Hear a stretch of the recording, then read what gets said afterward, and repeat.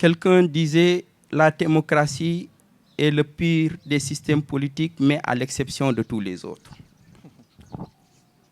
Et ce qu'il faut retenir, et je l'ai souvent dit à mes étudiants, il n'y a pas d'institution politique parfaite. Chaque système politique génère ses propres victimes. Si nous avons accepté la démocratie, si nous avons accepté de vivre dans une démocratie, nous devons accepter que la démocratie est un espace de désaccord, est un espace de dissensus, est un espace de contestation. Oui, un espace de contestation. Et à partir de ce moment, pour moi, il y a certains débats qui sont posés sur le respect des institutions. C'est sur année. C'est sur année. Quelqu'un qui a été élu à 65%, ce n'est pas de petits discours des réseaux sociaux qui va ternir son image. La voix du peuple est mille plus forte. Il a toute la légitimité pour gouverner. Nous sommes allés vers des changements. Ce qui s'est passé le 24 juin avec l'élection du président Diomaye Faye est quasi révolutionnaire. Quasi révolutionnaire. C'est un net moment fondateur d'une nouvelle démocratie au Sénégal et en Afrique. À partir de ce moment, vous ne pouvez plus gouverner avec les mêmes lois, vous ne pouvez plus gouverner avec les mêmes principes, vous ne pouvez plus gouverner avec la même culture politique, vous ne pouvez plus gouverner avec les mêmes pratiques politiques. Il y a opposition entre deux systèmes, l'ordre ancien et l'ordre nouveau. L'ordre ancien est mort, il faut construire l'ordre nouveau. Et la construction de l'ordre nouveau appelle une nouvelle culture politique, appelle de nouvelles lois, appelle de nouvelles pratiques. Certaines lois du code pénal ou certains principes de notre constitution doivent être changés pour être conformes aux aspirations profondément démocratiques de notre société. Voilà ce que je pouvais dire par rapport à cette question. Le débat est très intéressant et Dr Babacar Diop maîtrise son sujet. Mais ce qu'on ne vous dit pas en fait dans le populisme, c'est que le populisme en soi, c'est une impasse. Dr Babacar Diop a commencé par parler des mouvements des piqueteros en Argentine, c'est très bien. Mais quelle est la situation actuelle de l'Argentine? Ça, c'est aussi une question à poser pour voir quelle est la promesse populiste. Est-ce qu'elle rencontre la réalisation de l'ensemble des aspirations des populations qui ont porté ce populisme-là, ou est-ce qu'on aboutit en fait en fin de cycle à la reconstitution de cette même oligarchie démocratique qu'on dénonçait à la base? Non, ça c'est le discours des médias. Merci. Je tiens à préciser que mon collègue Dr Moussa Diop n'est pas du tout journaliste. Il est enseignant-chercheur, docteur en communication et ses recherches sont axées sur la désinformation, l'intégrité de l'information, les institutions politiques et autres. J'en passe. Donc, nous travaillons énormément ensemble au plan national et sur le plan international. Moi-même, c'est vrai que journaliste un jour, journaliste pour toujours, le slogan du CECI, mais je suis politiste, docteur en sciences politiques, d'où la présence de ces journalistes politiques qui ne sont pas des moindres, parce que ce n'est pas n'importe quel journaliste, ce sont des journalistes formés à bonne école au CECI et formés en sciences politiques pour devenir de vrais journalistes politiques, compétents en tout cas dans leur domaine. Merci, nous pouvons continuer les questions. Merci beaucoup, professeur. Je crois que le docteur Babacar Diop a embrayé sur la deuxième phase qui concerne les questions internationales. Et moi, cela, je vais juste synthétiser. Il y a une stratégie populiste chez eux, on ne peut pas les nier. Parce que la stratégie politique, c'est toujours avoir l'intelligence. Je demande si cette stratégie-là est-elle politiste ou pas. Oui, je dis il y a une stratégie populiste. Ça, il faut le reconnaître. Le populisme a toujours l'intelligence de construire l'adversaire, de construire son peuple, parce qu'il y a plusieurs peuples. Il y a plusieurs peuples.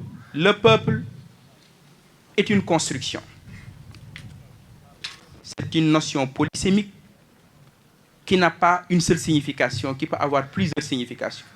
Tout dépend du contenu dans lequel, du contenu qu'on met dans le mot peuple. Le peuple peut signifier les citoyens constituants. Le peuple peut signifier les gens du peuple, les exclus, les pauvres, la masse silencieuse. Le peuple peut signifier aussi la nation. Chaque leader politique a en vue, ou chaque parti politique, ou les différents adversaires en présent, chacun construit son peuple. Le peuple de Marine Le Pen n'est pas le peuple des démocrates aux États-Unis. Le peuple de Marine Le Pen n'est pas le peuple de Jean-Luc Mélenchon. Pourtant, tous ils parlent de peuple.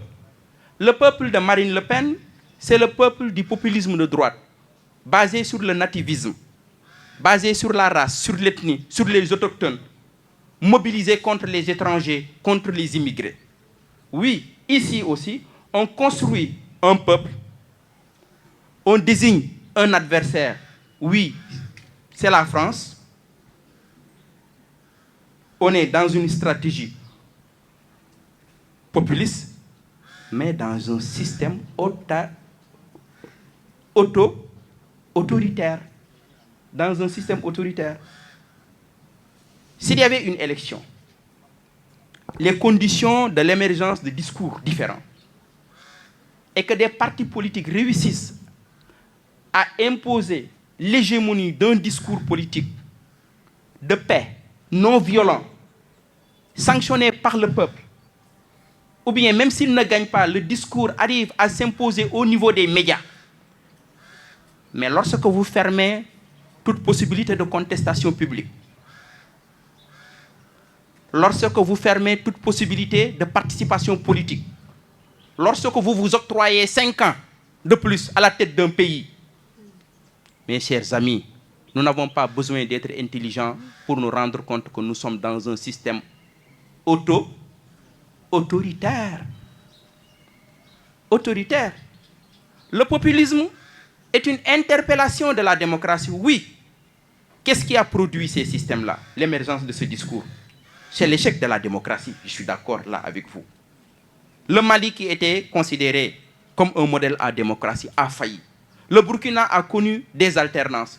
Mais ces alternances-là n'ont pas réussi à prendre en charge les vraies revendications de la jeunesse ou les vraies revendications de toutes ces couches, de ces groupes qui sont exclus. Oui, mais il aurait fallu simplement faire comme le Sénégal dans un système démocratique.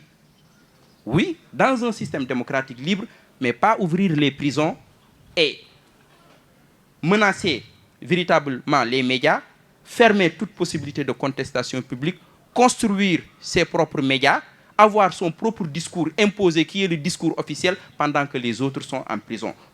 Si on ouvre les débats dans ces pays et que l'opposition ait la possibilité de s'exprimer librement, de faire des marches, est-ce qu'au bout d'une année, cette hégémonie-là ne va pas changer? Je pose la question. Je pose la question. Mais est-ce que vous n'avez pas, excusez-moi, est-ce que vous n'avez pas l'impression, avec ce que vous venez de dire, ne doit pas avoir le complexe de ces pays? Ce serait une erreur stratégique monumentale que l'on paiera douloureusement. Je suis formel. Lorsque vous avez mobilisé votre jeunesse, lorsque tout un peuple est mobilisé,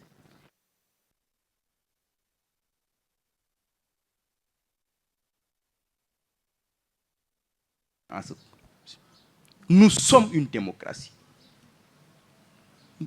Nous voulons rester cette démocratie-là. Le Sénégal n'est pas le Mali.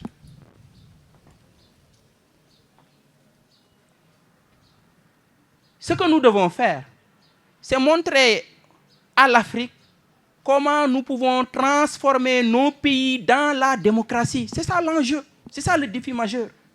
Comment transformer l'Afrique dans la démocratie.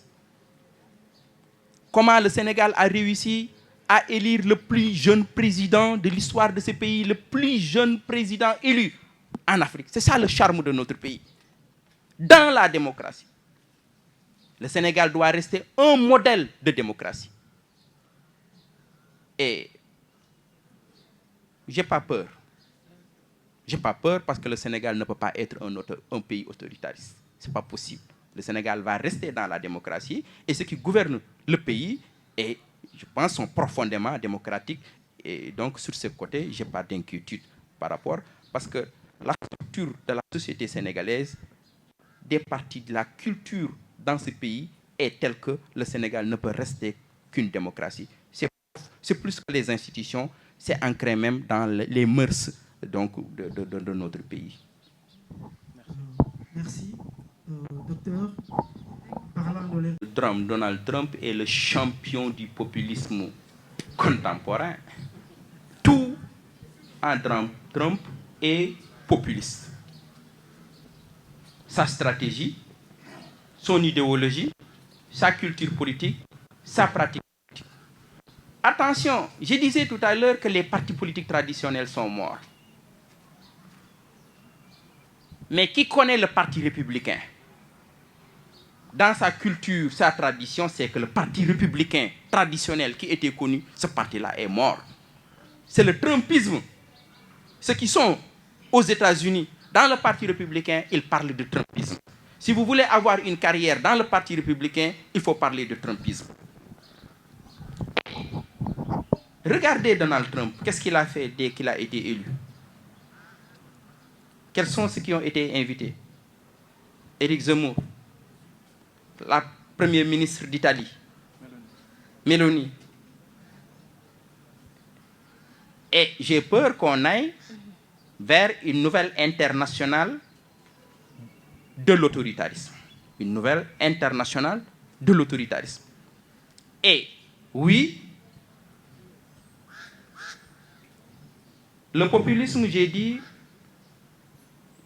est une idéologie, mais peu substantielle. Vous aurez dû me dire, mais qu'entendez-vous par peu substantiel? Parce qu'il y a des idéologies substantielles. Lorsque vous parlez d'autoritarisme, c'est une idéologie substantielle, on sait de quoi parle-t-on. Lorsqu'on parle du marxisme, c'est une idéologie substantielle. Mais le populisme a besoin toujours d'une idéologie haute. Populisme de gauche, populisme de droite. Donald Trump développe un populisme de droite.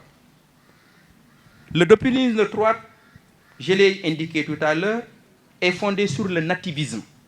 Le nativisme, c'est une doctrine qui prend en compte ceux qui sont nés ici, ou bien ceux qui sont venus avant les autres, qui sont des autochtones, qui ont des intérêts, et aujourd'hui on a ouvert le pays, et que les immigrés menacent même le travail même de ceux qui sont autochtones. Ils développent un discours contre les étrangers, et discours dans lequel ils disent aux gens du peuple, aux jeunes là qui n'ont pas de travail, dans le fin fond de l'Amérique rurale, tu ne peux pas avoir du travail parce que les Africains nous envahissent. Et ce discours-là peut passer.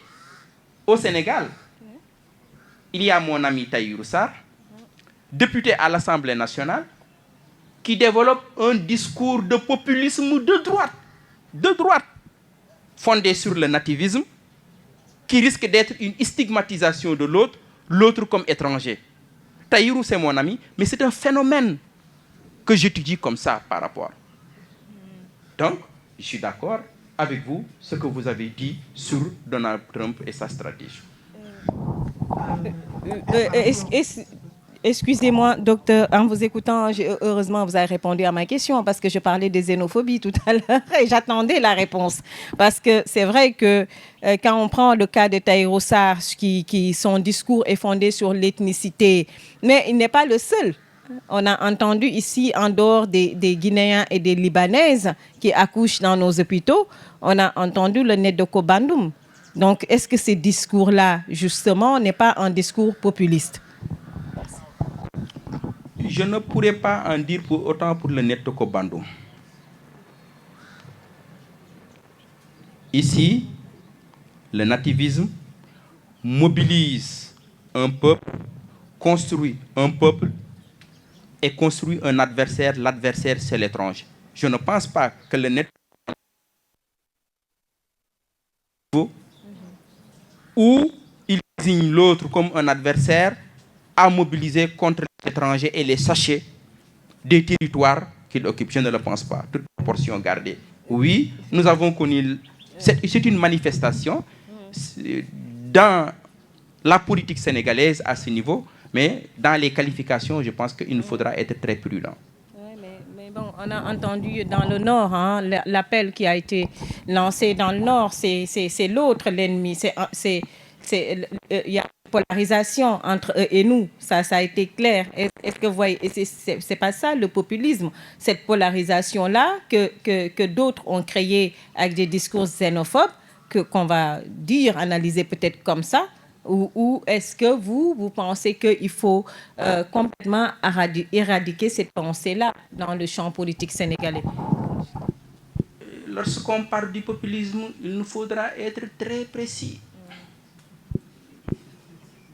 Si nous parlons du populisme. Je donne un exemple. Mais partout dans le monde, il y a l'émergence de leaders charismatiques. L'émergence d'un leader charismatique est un élément. Partout. Est un élément. Est un élément. Donc, vous ne pouvez pas dire partout il y a l'émergence d'un leader charismatique. Nous sommes dans un moment populiste. Non.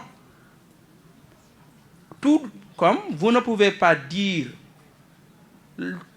là où se traduit un discours où on désigne l'autre comme un adversaire ou un ennemi, on est dans un moment populiste. Si on parle scientifiquement, je dis bien, rigoureusement bien, il faut 4 éléments pour définir le populisme. Je l'ai indiqué. Le premier élément, c'est un discours radical, révolutionnaire, qui appelle à une refondation de la démocratie. Aspiration démocratique. Deuxième élément, l'apparition de mouvements sociaux. Troisième élément, l'émergence d'un leader charismatique capable de fédérer des demandes hétérogènes. Quatrième élément, réussir une opposition de l'élite contre le peuple. Ceux qui disent Netoko Bandoum ou toutes sortes de discours, je ne pense pas qu'ils ont construit l'échelle humaine et les considèrent, se considèrent comme le peuple et luttent contre cette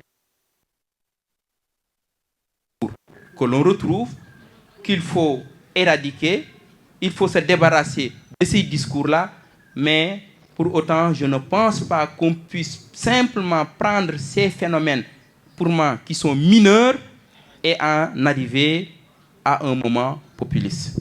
Je ne le crois pas. D'accord, mais en politique, je pense qu'il n'y a pas de phénomène mineur. C'est mon idée. Donc, Tafsir, allez-y. Je passe la parole au public ou bien Oui, si je peux avoir juste 1 minute.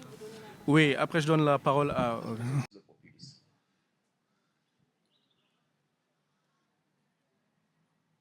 Je n'ai pas pris parti aussi. Je pose un débat réel, concret, qui est là. Oui. Ne nous voilons pas la face. Le populisme peut constituer une menace pour la démocratie. j'ai tenté d'illustrer ce propos. Mais le populisme peut être aussi un moyen de revendication ou d'approfondissement ou de radicalisation de la démocratie.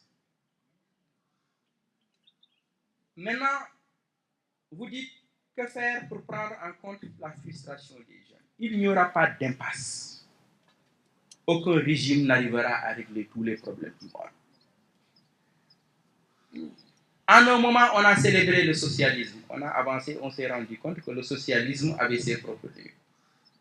Ceux qui ont célébré le libéralisme économique, les 30 glorieuses, et après, les 30 glorieuses ont produit leurs propres victimes.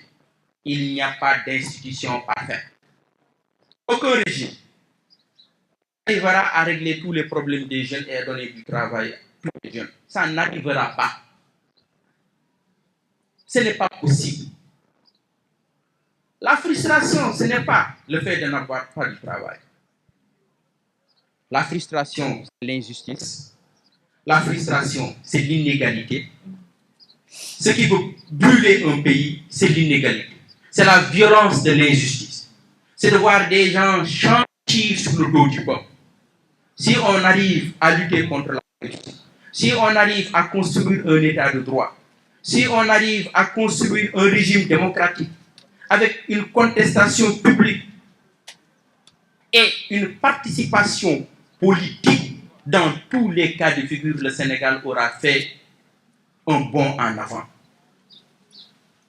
Et c'est ce que je dis, le populisme ne conduit pas à l'impasse. Parce que aucun régime populiste ou marxiste ou tout ce que vous voulez n'arrivera pas à régler tous nos problèmes. Il n'y a pas d'institution parfaite. Il n'y en a pas. Et c'est pourquoi, dans les démocraties, il y a des alternances. Oui, parce qu'aucun régime n'arrive à régler tous les problèmes. Mais au bout de 5 ans, si vous avez atteint vos limites, mais quelqu'un d'autre vient prendre le flambeau. Si au bout de 10 ans, ainsi de suite, et le Sénégal continuera. Mais il faudra éviter de reculer. Reculer, c'est aller vers l'autoritarisme. C'est ça le recul. Reculer, c'est ne pas apporter les réformes nécessaires, le toilettage des textes nécessaires pour construire une nouvelle culture politique qui renforce l'état de droit, qui renforce notre démocratie. C'est ça le recul. Et c'est ça qui crée l'inégalité, c'est ça qui crée l'injustice, c'est ça qui crée le sentiment que certains sont protégés, d'autres ne le sont pas, et c'est ça qui peut créer l'instabilité dans un pays.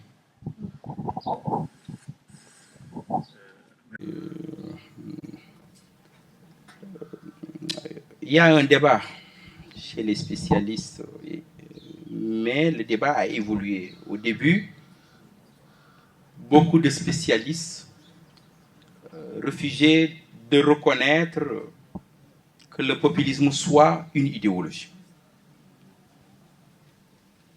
Tous sont d'accord que c'est une stratégie politique. Certains vont même plus loin, c'est une stratégie de conquête du pouvoir.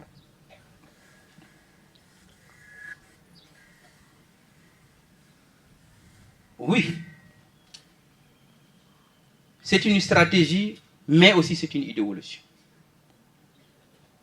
Vous savez pourquoi? Lorsque Donald Trump a développé sa stratégie populiste pour prendre le pouvoir, quand il gouverne, il pose des actes, des pratiques qui prennent en charge les engagements qu'il avait pris devant les électeurs.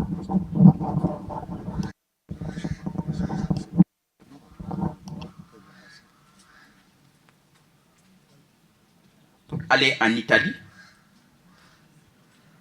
en Hongrie, en Amérique latine, Hugo Chavez est un populiste de gauche. Oui, stratégie. politique, mais idéologiquement aussi. Il a gouverné à gauche, en politisant la question de l'inégalité. En Bolivie avec Evo Morales, en Équateur avec Rafael Correa. Il y a plusieurs populismes dans tout ça, vous me direz. Mais chacun, à sa manière, donne un contenu à son populisme pour répondre à ses propres aspirations. Oui, le PASTEF, vous avez dit, est un parti patriotique. Vous me dites ça, je dis ce n'est pas suffisant. Le Front National est un parti patriotique. Le Front National est un parti patriotique. Mais ce n'est pas le même patriotisme. Et peut-être le PASTEF développe un patriotisme démocratique. Donc les mots aussi, on leur donne un contenu. Le Front National est un parti patriotique, est un parti nationaliste. Mais à partir de ce moment, il faudra définir le contenu du patriotisme, le contenu de la souveraineté. Le Front National est un parti souverainiste. Est un parti souverainiste. Et quand nous utilisons les concepts, il nous faudra être précis. En tout cas, je vous remercie pour votre contribution. De belles contributions et cette question aussi colle. Mais mes chers amis, la démocratie est une œuvre inachevée. Dites-moi là où la démocratie a réussi. Les modèles qui sont présentés hier, le lendemain s'effondrent. Le Mali nous a été présenté comme un modèle de démocratie. La France, qui est considérée comme un modèle de démocratie, le président Macron n'arrive plus à gouverner. Les États-Unis viennent d'élire Donald Trump. Il n'y a pas d'institution parfaite. Mais c'est une aspiration naturelle des peuples à plus de liberté, à plus de dignité, à plus de justice.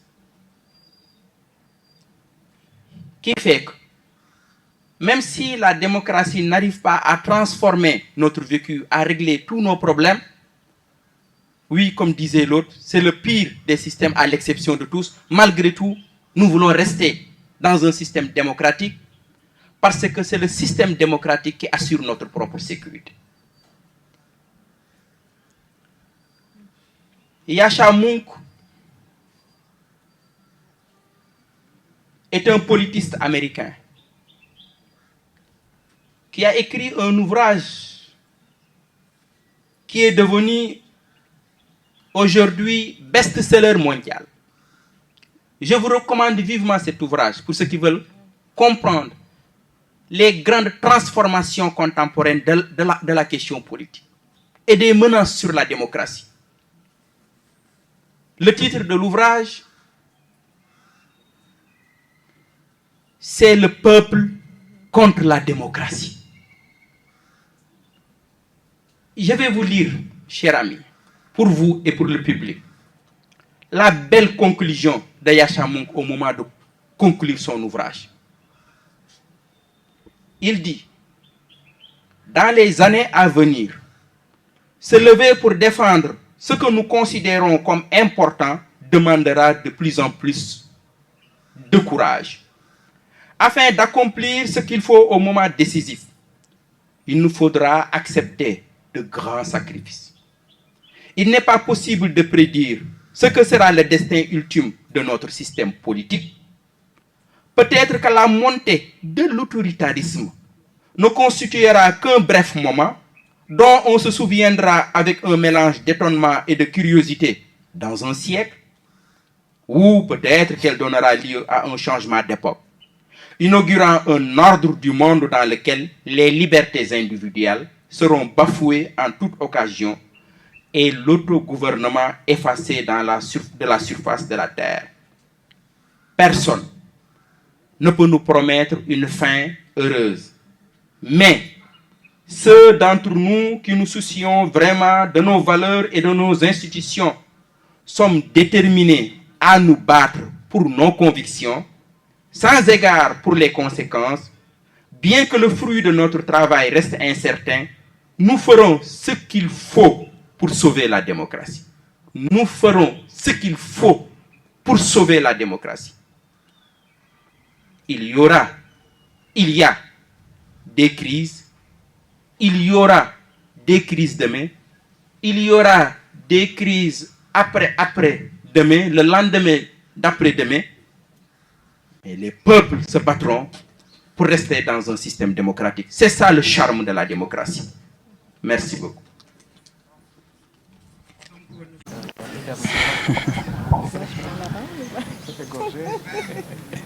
Je dois prendre la parole ou pas? Non.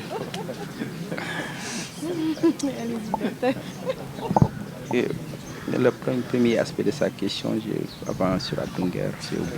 Sur les frustrations, quoi, je pense. Non, il y a quelque chose qui m'a échappé.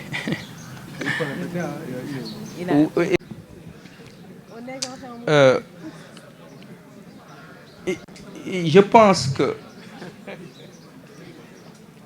j'ai dit les populistes développent une stratégie de conquête du pouvoir. Et lorsqu'ils arrivent au pouvoir, travaillent à satisfaire les demandes qui n'étaient pas satisfaites. Je pense que la transparence dans ce pays est une revendication du peuple sénégalais.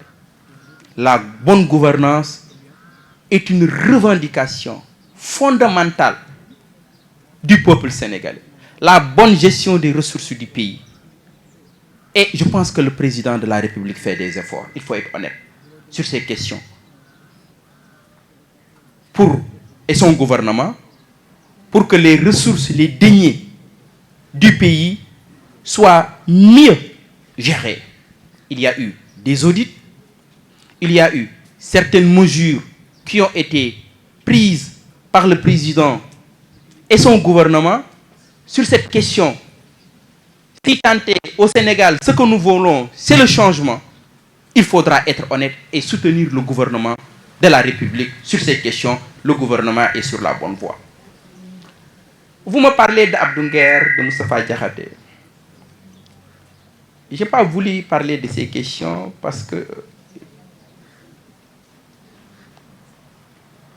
celui qui est devant vous, c'est un professeur de philosophie, pas l'homme politique. Le jour où j'aurai ma casquette politique pour parler de la politique, tout le Sénégal saura que je parle de politique. Je ne peux que rester sur des principes.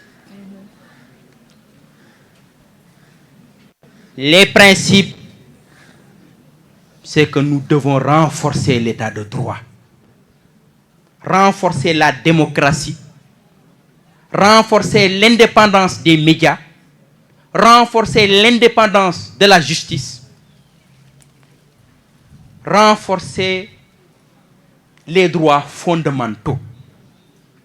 Ça a été mon combat hier, c'est mon combat aujourd'hui et sera mon combat demain. Le reste, vous pouvez tirer, vous pouvez faire votre conclusion. Vous n'avez jamais vu c'est réclamé populiste? Moi, je l'ai vu. Vous savez, les pays n'ont pas les mêmes traditions politiques. Les continents aussi n'ont pas les mêmes traditions politiques. Je vous donne simplement un mot. Le mot libéralisme, que ce soit dans le milieu francophone ou anglo-saxon, le mot présente sa propre signification. Lorsque vous êtes dans un contexte anglo-saxon, quand vous dites « je suis libéral », ça veut dire que vous êtes de gauche. Quand on dit le parti libéral, quand on présente les démocrates américains comme des libéraux, ou quand on présente un intellectuel comme un intellectuel libéral, ça signifie qu'il est un intellectuel de gauche. Mais lorsque vous êtes dans le milieu francophone, lorsque vous êtes libéral, ça renvoie à la droite. C'est la complexité des concepts. C'est la même chose avec le populisme. Vous savez, l'histoire du populisme en Europe, en Afrique, elle est fondamentalement différente de l'histoire du populisme aux États-Unis et en Amérique latine. Aux États-Unis, lorsque quelqu'un dit qu'il est populiste, il est pour la démocratie, il est pour la radicalisme. Il y a des partis populistes, des leaders populistes, il y a des courants populistes. Vous prenez Bernie Sanders et son courant populiste, socialiste au sein du Parti démocrate. Oui, eux, ils se réclament populistes. Vous allez en Amérique latine, oui, c'est de grands intellectuels. Allez lire Ernesto Laclau. Allez lire Chantal Mouffe. C'est des intellectuels. Pas de petits intellectuels là, je dis. Je ne parle pas de ça. Hein. C'est des monuments de la pensée. C'est des taureaux. Je dis taureaux. Et qui prennent position et qui donnent contenu. Donc, c'est dans le contexte anglo-saxon, c'est dans le contexte européen, et même ça a évolué. Le Parti travailliste, le courant autour de Jérémy Corbyn, c'est un courant qui se réclame populiste. Donc, maintenant, le grand problème, qu'est-ce qu'on met dans le mot populisme? J'ai dit idéologie peu substantielle. Idéologie peu substantielle. Le mot peu est important ici. Si j'avais un commentaire avec mes étudiants, s'ils ne soulignent pas ce mot peu substantiel, j'ai dit il n'a pas compris ce que je voulais dire. Idéologie peu substantielle. Donc, c'est une idéologie qui a besoin d'une autre idéologie haute, pour être plus précis. Donald Trump se réclame du populisme, Hugo Chavez se réclame du populisme. Mais vous savez qu'ils n'ont pas le même discours politique, ils n'ont pas la même stratégie politique, ils n'ont pas les mêmes cibles politiques. Il a parfaitement raison, l'homme-peuple. Gaëtan, en Argentine, disait « Je ne suis plus un homme, je suis un peuple. Je ne suis plus un homme, je suis un peuple. » C'est le leader organe. Il n'y a plus d'organe. Le leader devient l'organe. Le leader devient le parti. Incarne les aspirations d'un peuple. Mais quand il incarne les aspirations, il y a forcément une orientation. Et c'est ça l'idéologie. Marine Le Pen est un populiste. Pastef est un populiste. Mais ils n'ont pas le même peuple. Ils ne construisent pas le même peuple. Le peuple de Pastef n'est pas fondé sur le nativisme. Oui, si nous parlons rigoureusement. Donc, si on les met tous dans les mêmes carcans, pour moi, c'est superficiel. Non, il n'y a pas de honte, aucune honte, à présenter un militant comme étant un populiste ou un parti comme étant un populiste. Non, tout dépend de l'orientation dans laquelle le parti met dans son populisme. Si vous lisez Chantal Mouffe, il développe l'avènement d'un populisme démocratique, progressiste, émancipateur et écologique. Construire aujourd'hui, dans le monde, une idéologie populiste, démocratique, émancipateur, progressiste et écologique. Jean-Luc Mélenchon est un populiste. Oui, Marine Le Pen est un populiste. Mais est-ce qu'ils ont le même peuple? Jean-Luc Mélenchon a réussi à entrer dans la banlieue française, à mobiliser les jeunes d'origine étrangère, arabes, marocains, tout cela, qui s'identifient au discours de Jean-Luc Mélenchon. Parce que le populisme peut réussir la repolitisation ou la remobilisation pour l'intégration de groupes sociaux qui étaient exclus du débat politique ou du débat économique et social. Et c'est ce que Jean-Luc Mélenchon a réussi. Aujourd'hui, il a failli gagner la dernière élection. Et est-ce que si Jean-Luc Mélenchon avait gagné, pensez-vous que Jean-Luc Mélenchon va appliquer les mêmes politiques que Marine Le Pen? Non. Est-ce qu'il va réussir ou pas? Ça, c'est une autre question. Mais Jean-Luc Mélenchon est étant populiste, et que Marine Le Pen aussi soit populiste, Jean-Luc Mélenchon est fondamentalement différente dans la ligne politique avec Marine Le Pen, si on veut être rigoureux. Je le pense bien. Vous êtes d'accord avec moi? Applaudissez donc. Là, on peut dire tout ça quand même.